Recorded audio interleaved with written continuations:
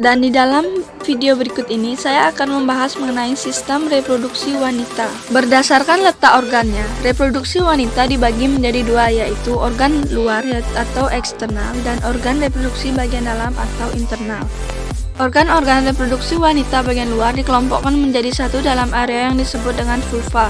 Berikut ini organ yang termasuk dalam sistem reproduksi wanita bagian luar antara lain. Yang pertama yaitu labia mayora atau bibir besar. Ini merupakan alat reproduksi wanita bagian luar yang terdiri dari dua pasang lipatan kulit di kedua sisi bukaan vagina, bernama labia mayora dan labia minora. Organ kedua yaitu labia minora atau bibir kecil. Labia minora terletak di sebelah dalam labia mayora dan mengelilingi pembukaan vagina serta uretra, yaitu saluran yang membawa urin dari kandung kemih keluar tubuh.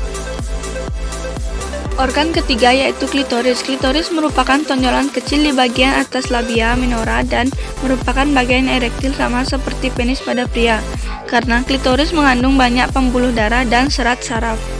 Organ luar keempat pada sistem reproduksi wanita yaitu kelenjar Bartholin. Kelenjar Bartholin ini terletak di kedua sisi bukaan vagina yang berfungsi menghasilkan lendir kental untuk melumasi vagina ketika berhubungan seksual. Selanjutnya yaitu organ reproduksi wanita bagian dalam, antara lain yaitu ovarium. Indung telur atau ovarium berjumlah sepasang dan berfungsi menghasilkan sel telur atau ovum dan menghasilkan hormon estrogen dan progesteron.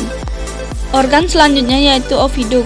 Tuba fallopi atau oviduk merupakan saluran telur yang berfungsi sebagai tempat terjadinya fertilisasi atau pembuahan dan menggerakkan ovum ke arah rahim dengan gerakan peristaltik. Infundibulum. Infundibulum merupakan struktur yang berbentuk seperti corong dan merupakan ujung dari tuba fallopi yang berfungsi untuk menangkap sel telur dari ovarium. Selanjutnya yaitu uterus atau rahim. Uterus atau rahim adalah suatu ruang kosong yang berbentuk seperti buah pir dan berfungsi sebagai tempat berkembangnya janin.